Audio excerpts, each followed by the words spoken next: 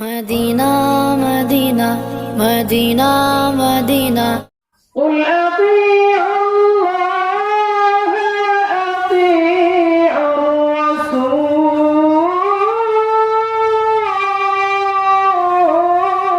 الله নাম দিলে কি বয়ান করা শোনা আছে নাকি আমার দিয়ে বল কার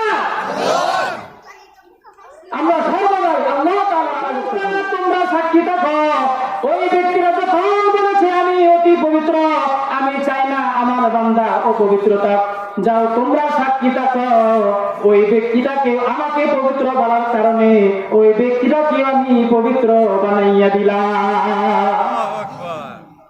আসসালামু আলাইকুম ওয়া রাহমাতুল্লাহি ওয়া বারাকাতুহু। আলহামদুলিল্লাহ আলহামদুলিল্লাহ নাহমাদুহু ওয়া নাস্তাঈনুহু ওয়া নাস্তাগফিরুহু ونؤمن به ونتوكل عليه ونعوذ بالله من شرور أنفسنا ومن سيئات أعمالنا من يهدي الله فلا مضل له ومن يضلله فلا هادي له ونشهد أن لا إله إلا الله وحده لا شريك له ونشهد أن سيدنا ومولانا محمدا عبده ورسوله أرسله بالحق بشيرا ونذيرا وداعيا إلى الله بإذنه وسراجا منيرا أما بعد فأعوذ بالله من الشيطان الرجيم قل أطيعوا الله وأطيعوا الرسول وقال رسول الله صلى الله عليه وسلم لا طاعة لمخلوق في معصية الخالق أو كما قال النبي الصلاة والسلام আমরা সকলে একবার দুরূদ শরীফ পড়ে নিই। আল্লাহুম্মা সাল্লি আলা মুহাম্মাদিন ওয়া আলা আলি মুহাম্মাদ কামা সাল্লাইতা আলা ইব্রাহিম ওয়া আলা আলি ইব্রাহিম ইন্নাকা হামিদুম মাজিদ। আল্লাহুম্মা বারিক আলা মুহাম্মাদিন ওয়া আলা محمد كما باركت على إبراهيم وعلى آل إبراهيم إنك حميد مجيد الحمد لله কামালিয়া করোনা করা এলাকাবাসী মমিন ব্যক্তিদের রুহের মাগফিরাত কামনায় তৃতীয় বার্ষিক ওয়াজ ও দোয়ার মাহফিলের সম্মানিত সভাপতি সাহেব এবং আমার সামনে দিনদার ভাইয়েরা, যুবক ভাইয়েরা, পর্দার আড়ালে মা ও বোনেরা, আমরা সর্বপ্রথমে আল্লাহ তাআলার কাছে শুকরিয়া আদায় করতে চাই যে আল্লাহ সুবহানাহু ওয়া তাআলা আমাদেরকে আল্লাহ তাআলা রাসূলের মাধ্যমে বলেছেন দুনিয়ার মধ্যে জান্নাতের বাগান, এই বাগানে আমাকে আপনাকে আসার বসার তৌফিক দিয়েছেন। সেই জন্য সেই মহান রব্বে কারীমের দরবারে অন্তরের অন্তঃস্থল থেকে বলি আলহামদুলিল্লাহ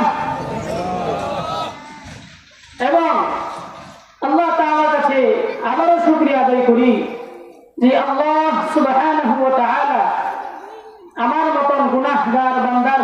থেকে কিছু কথা বলার এবং আপনাদেরকে শোনারও তৌফিক দিয়েছেন, সেই জন্য আবারও বলি আলহামদুলিল্লাহ। মুহতারাম হাজিরিন,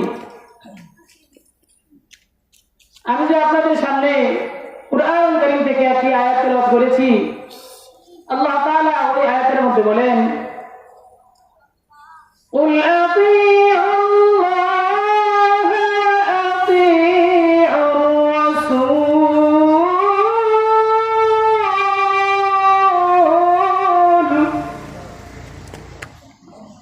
আল্লাহ পাক রব্বুল আলামিন তার হাবিবকে বলতেছেন যে কুল, যে আপনি জানিয়ে দিন, মানুষদেরকে বলে দেন, আতিউল্লাহ, তারা যেন আগে আল্লাহ তাআলা মানে আমার আনুগত্য করে, ওয়া আতিউর রাসূল, এবং আপনার আনুগত্য করে।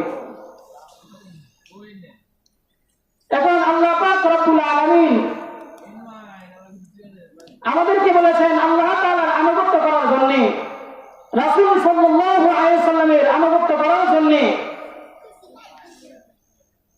আর আমরা কেমন আনুগত্য করতেছি, আর সাহাবায়ে কেরাম আল্লাহ তাআলার কেমন আনুগত্য করেছেন, রাসূল করিম সাল্লাল্লাহু আলাইহি সাল্লামকে কতটুকু আনুগত্য করেছেন, এটা রাত দিনের ব্যবধান হয়ে যায়।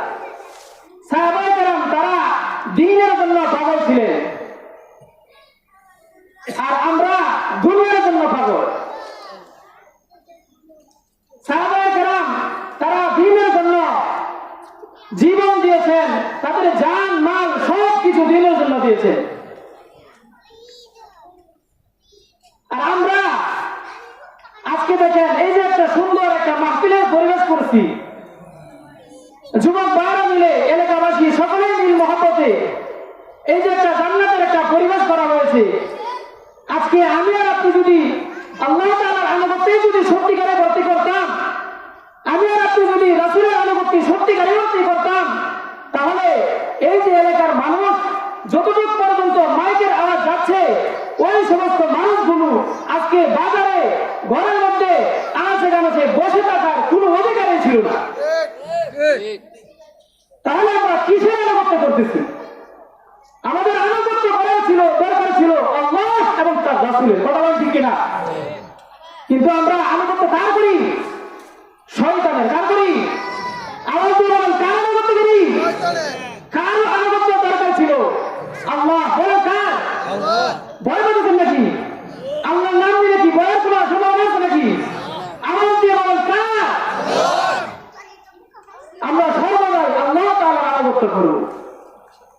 এখন আসেন, আল্লাহ তাআলা যে বলেছেন আল্লাহ তাআলার আনুগত্য করার জন্য, আল্লাহ তাআলা যে আমাদেরকে বিধান দিয়েছেন, আমরা এই বিধান যদি আমরা পালন করি, সাহাবায়ে কেরাম যেভাবে তারা দুনিয়া থেকে জান্নাত পাইছেন, আমরাও আশা করি আল্লাহ পাক রব্বুল আলামিন আল্লাহ এবং তার রাসূলের আনুগত্য করলে আল্লাহ আমাদের জন্য জান্নাত রেখেছেন। কথা বলেন ঠিক কিনা?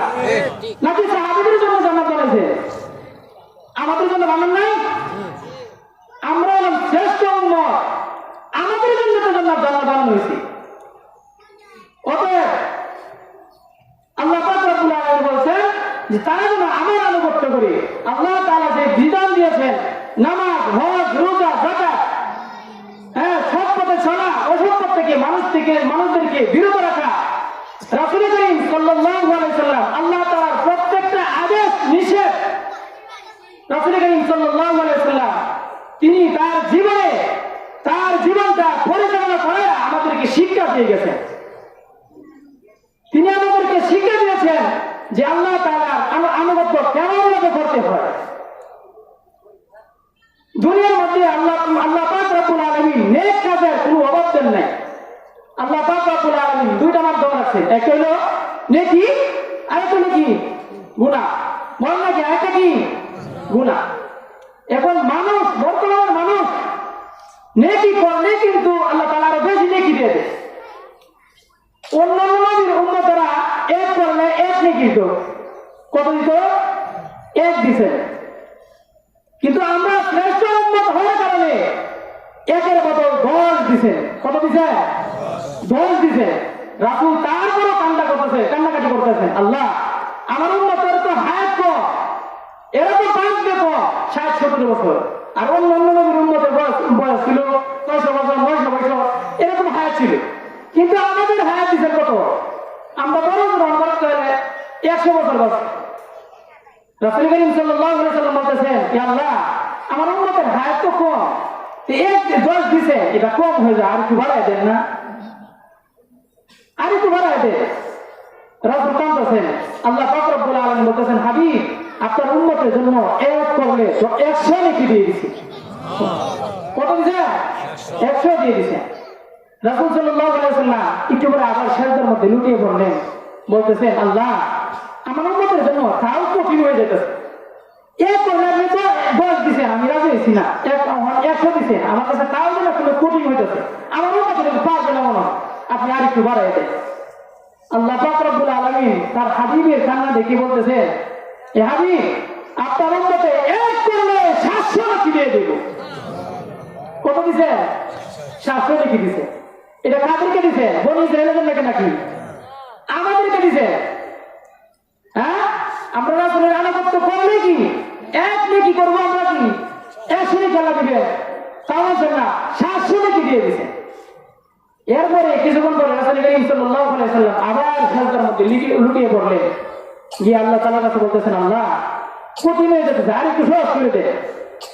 আল্লাহ পাক রব্বুল আলামিন বলছেন যে নবীর পরে নবী নাই, নবীর পরে নবী নাই, এই উম্মতের পর আর কোনো উম্মত হবে না, তাহলে এই নেকির পাত্র আমার কাছে রেখে কি লাভ হবে? জানেন, আমি আপনার উম্মতের জন্য নেকির পাত্রই দিয়ে দিলাম। মানে পাত্র উদ্দেশ্য হলো যে ওই বান্দারা এক করলে কত নেকি যে দিবে এটা আল্লাহ তাআলা ভালো জানেন। এখন ইখলাস হলো আপনার মূল। আপনি যদি ইখলাসের সহিত আমল করেন,